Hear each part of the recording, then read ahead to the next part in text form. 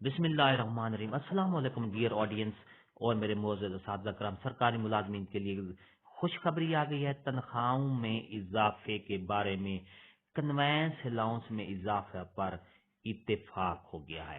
سرکاری ملازمین اور حکومت کے درمیان تنخواہوں میں اضافہ اور کنوینس الاؤنس میں اضافے پر اتفاق ہو گیا ہے۔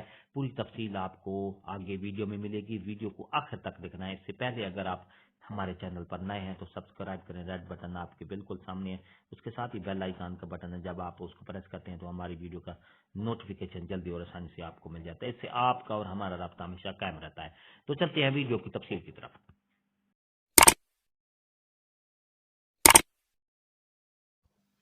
ڈیئر ناظرین، مذاکرات کامیاب، وفاقی حکومت نے ملازمین کا چارٹر آف ڈیمانڈ تسلیم کر لیا ہے۔ 23 نومبر 2022 کی یہ نوٹیفیکیشن ہے۔ وفاقی حکومت کے ملازمین کی تنظیم کے حکومت کے ساتھ ملازمین کے چارٹر آف ڈیمانڈ پر منعقدہ مذاکرات کامیاب ہو گئے ہیں۔